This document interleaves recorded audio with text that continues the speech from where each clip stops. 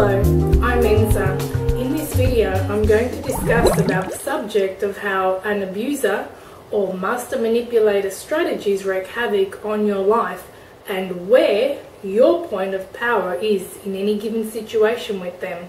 So stick around as I will be dispensing some tips to help you manage and sort through the mayhem of what I loosely term a relationship with such individuals.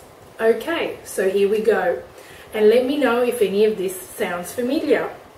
You're going through your day, minding your own business, getting on with your life. Then your master, manipulator or abuser contacts you. You respond, thinking it's going to be a normal conversation. Aha! Rule number one, and this is an important one to remember, is that any time an abuser or master manipulator contacts you, expect it to be filled with drama and a bumpy ride. It may not start off like that in the beginning, but mark my words, by the end of your interaction or any stage of it, there will be drama and negative outcome.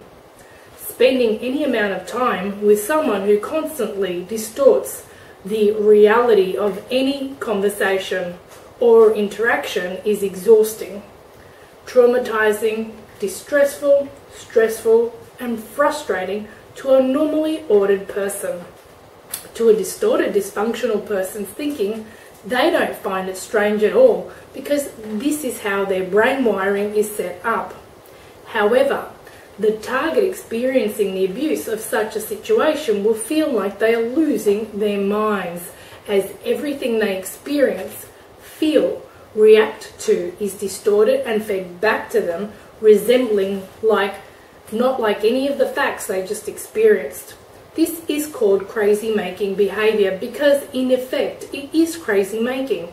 For example, your master manipulator or abuser friend invites you to go to a birthday party. You say, sure, okay. You both go, and halfway through an incident takes place, such as your friend lies about something you both know to be untrue, such as your abuser friend, who has been married twice in fact, says he has never been married, but lies and says that he hasn't ever been married to the new friend you just both met.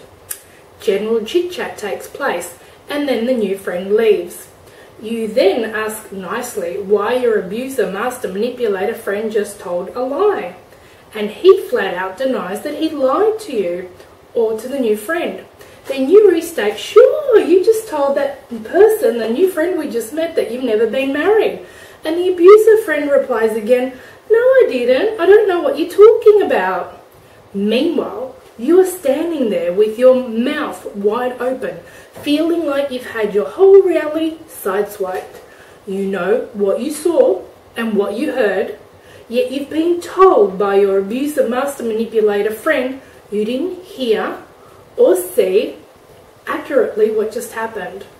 This type of behavior is called crazy making behavior and gaslighting, which means pulling the wool over your eyes, distorting your reality and denying the reality of what just took place. You momentarily feel the breath knocked out of you. You blink, you shake your head, you look around and wonder if you've just shifted into the twilight zone, where strange and magical things happen, like reality and events shifting before your eyes. No. You look again around and you're in the same place with the same person, hearing and seeing the same thing. But one of you says the opposite of what just happened. You start shaking, sweating, knowing this isn't the first time this type of scenario has taken place. You've spent years and years having this behavior done to you. This is just another one of those situations where you are told that you don't know what you're talking about. You start to feel a little foolish, crazy. Maybe you're losing your mind. Maybe you need to have your hearing checked, you think to yourself. You shake your head again and you say, no, I know what I heard and he just lied. But there was no one to witness what happened. No one to validate your reality. You only had the person, your master abuser, manipulator friend, and he outright lied to you. So you ask yourself, how am I supposed to feel in control and have any power personal power over myself and how I feel when this is done to me. So in these types of situations, you, as the target of abuse, may want a reality check and to feel validated and that you aren't totally losing your mind. Well, one solution is to write things down. Write down situations as they happen. I call this incident reporting. Keep a small diary with you or note, pen and paper and write down what you just experienced. What day and time and how it made you feel, and what the abuser told you and what happened and their excuse and reasoning. And then in another column, you write down what you actually saw and heard happening in another column. Something that should look like this. This way, your brain gets traumatized by negative incidences, but you have them documented on paper as they've happened, so you can refer to them and get validation and perspective. Keep this record keeping in a safe place where no one but you can find it if you think you're in danger from an abuser, as some abusers sneak around and go through their target's belongings and notebooks, etc. Another option to how a target could respond to this type of crazy-making behaviour could have been, sorry Joe Blow, but what you just told that new friend, that isn't true. Then the abuser would deny this again. Then you take a deep breath and restate, no Joe Blow, you just lied. Then the abuser will deny this again. At this point, if the abuser isn't going to admit what they did or said, you have to disengage.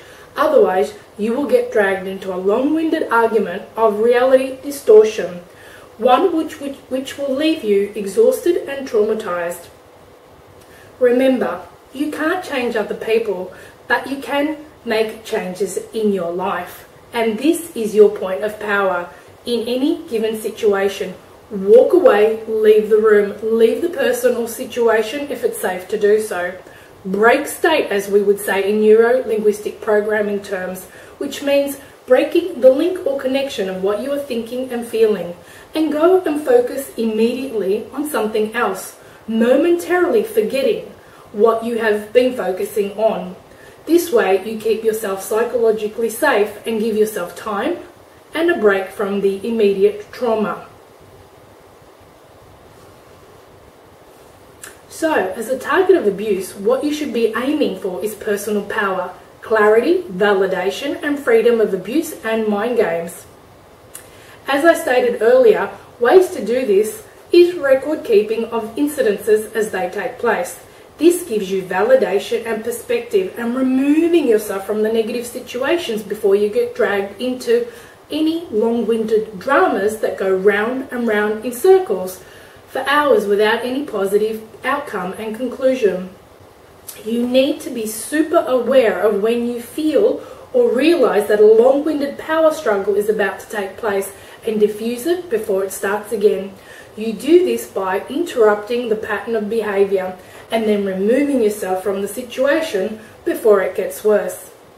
Everyone has different needs and has different situations to deal with, so seek professional advice from a qualified healthcare practitioner before embarking on any new method. There are plenty of management strategies on how to deal with difficult people, abusers, and master manipulators. There are several strategies and empowering tactics. Learn how to use your boundaries to stay safe. Learn when to stay firm and learn when it's time to walk away.